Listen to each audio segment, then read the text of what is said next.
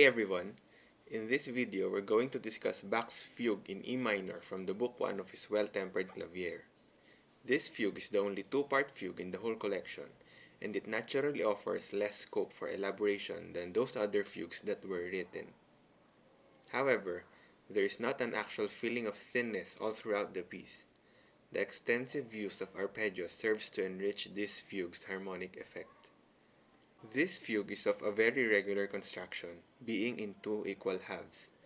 What's interesting is that the second half is seen to be a transposed inversion of the first half with a short coda in the end. Before we start, please don't forget to subscribe and like this video for more content like this. Let us now discuss the fugue. The subject extends to the first note of the third bar.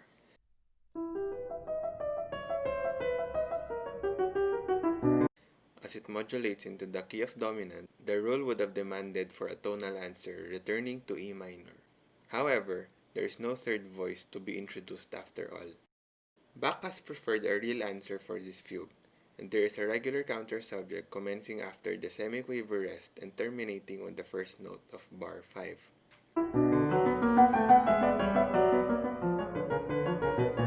Given that this is only a fugue for two voices, this marks the end of our exposition. The middle section of this fugue starts as the first episode commences at measure 5. In this episode, a new material was introduced. Comes after it is an entry of the subject in G major in the soprano, while the counter subject is below it. The answer, which is in the dominant, enters as the subject ended, just like how it entered in the exposition. It's already obvious that the counter subject is played by the treble in this case, given that this fugue is only played by two voices. Another episode commences at measure 15, modulating from D major to A minor. You can clearly see it based on the natural signs that's given to the notes C and F in measure 17 and 18. The material seen in this episode will also be used later on in this fugue, just like the first episode.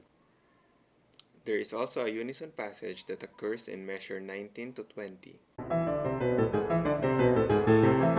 This will also be seen later on at 38 to 39. Such passages are often not found in two-part compositions of this class. The first of these marks the point where the second half of the fugue begins. There is an entry of the subject in the bass and the counter subject in the soprano at measure 20.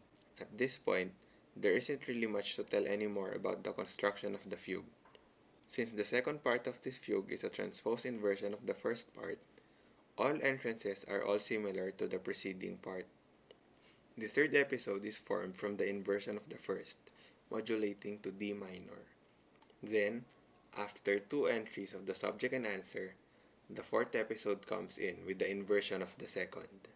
Just like in measures 19 and 20, the unison passage is also heard in this episode.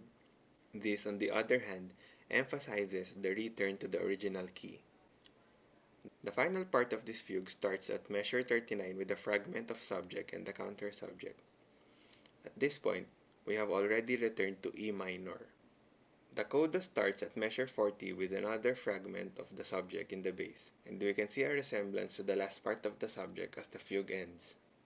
Let us now listen to the fugue with the marks we put.